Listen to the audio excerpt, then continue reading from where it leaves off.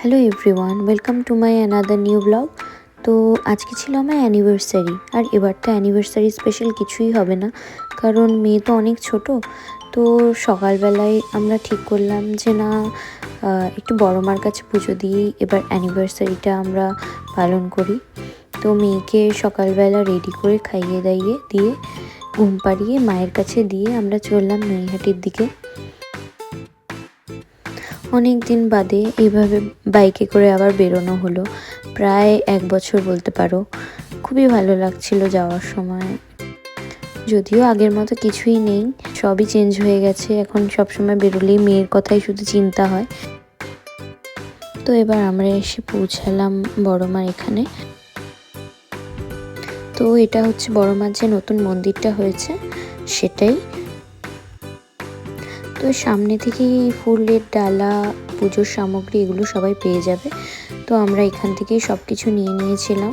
আর এখানে অনেক সোভেনিয়ারও ছিল, মায়ের ফটো, বড় মা এছাড়া কৃষ্ণ, শিব ঠাকুর সব দেবতাদেরই মোটামুটি ফটো ছিল।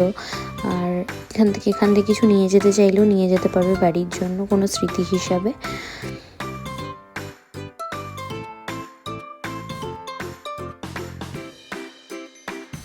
তো আমরা এগুলো ফুলের ডালা নিয়ে তারপরে এবার লাইনে দাঁড়িয়ে পড়লাম। লাইন আস্তে আস্তে এগোচ্ছিল, আমরাও এগোচ্ছিলাম। আর ভিতরে একটা সরু লেন মতো করে দেওয়া, রড দিয়ে সরু সরু গলি মেনটেন করা আছে যাতে কোনো ভিড় না আসে।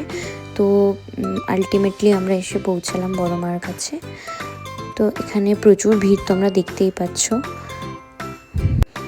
আমার অনেক দিনের ইচ্ছে ছিল বড় মাকে দেখার, কিন্তু হচ্ছিলই না। অবশেষে আজকের দিনের জন্যই হয়তো এটা তোলা ছিল।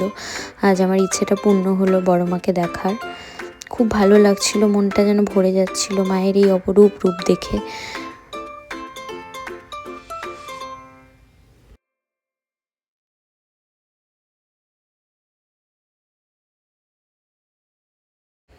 এক এক করে লাইন এগোচ্ছিল আর সবার পুজো নেওয়া হয়েছে। সামনে থেকে মাকে দর্শন করতে পেরেছিলাম, খুব ভালো লাগছিল। আজকে দিনটার জন্য খুব স্পেশাল ফিল হচ্ছিল। তো বেরিয়ে আমরা আবার বাড়ি ফেরার জন্য রওনা দিলাম। তো এভাবেই আজকের দিনটা গেল।